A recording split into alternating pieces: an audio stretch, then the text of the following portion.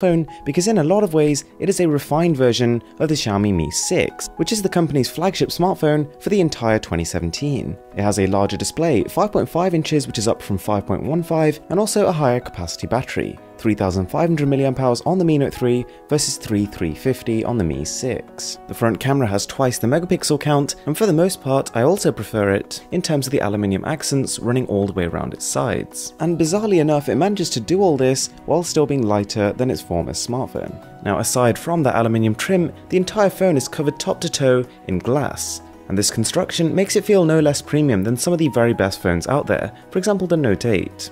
You'll actually notice looking at the front of the smartphone it looks almost identical to the OnePlus 5, but flipping the phones over I definitely prefer the soft matte touch finish of the OnePlus 5 compared to the shiny glossy one of this, but that is personal preference. It's super reflective and at some points can be a little bit prone to fingerprints too, but it's far from the worst I've tried.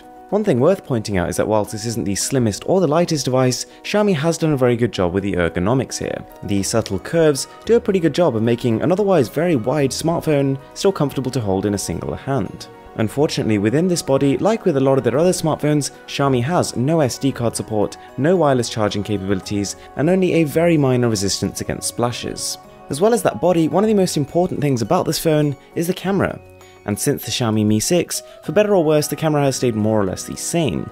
Having said that, since the Mi 6 was released and we reviewed it, there have been a fair few software updates which have improved how it performs. Considering we have a dual 12 megapixel sensor here, the clarity on offer is pretty amazing really. It's got lots and lots of detail and also a very fast shutter time and autofocus time. The 2x loss to zoom also works just as expected, and one good thing about the smartphone camera is it allows you to get really close to objects and still focus on them. Photos have a good level of colour and contrast, and the portrait mode works almost as good as the top tier flagships. The only slight noticeable difference is the edge detection of objects is sometimes a little bit off. But one thing I did notice with both the rear and the front cameras of this phone was that they consistently overexpose. The fact that it does this on both the rear dual cameras and the front camera probably implies that this is done on purpose. The idea is that by increasing the exposure manually, what you do is hide imperfections on people's skin. Having said that, even though the 16 megapixel front camera is very detailed, the fact that it's so overexposed often makes it seem like it isn't. The battery life has been every bit as good as I thought it was going to be. The combination of a high capacity as well as super efficient up-to-date components means I was getting about 2 days of usage if I was conservative.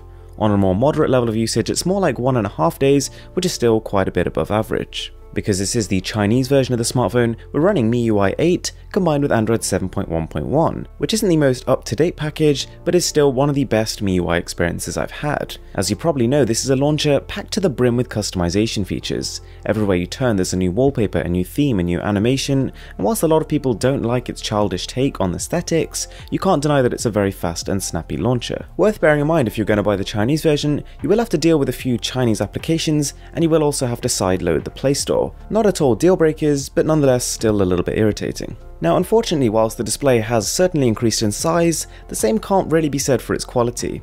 The resolution has stayed exactly the same, and in the process of making it larger, the screen has lost a little bit of its vibrancy.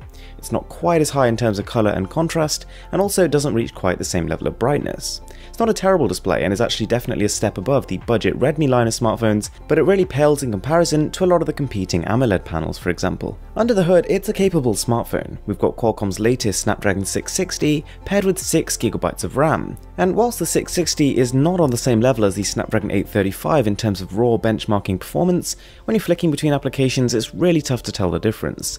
6GB of RAM is ample for multitasking, and gaming too is pretty much a breeze. With the 660, Qualcomm did note that they brought performance much more on par with the 800 series of chips, and you can definitely tell that's the case here. However, if all you're after is pure peak performance, then according to the benchmarks at least, the Mi 6 is about 1.5 times as capable, and that's a difference that can't be ignored.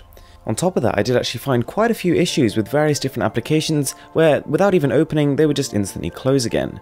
Now hopefully that's because it's just a new chipset and they will be ironed out, but we can't say for sure. On the bright side, the fingerprint scanner is fantastic. It's fast, responsive, and you're pretty much never going to miss it. And then for the speaker, we've just got a pretty standard arrangement. There's one tucked away in the corner of the phone. It's really not very good.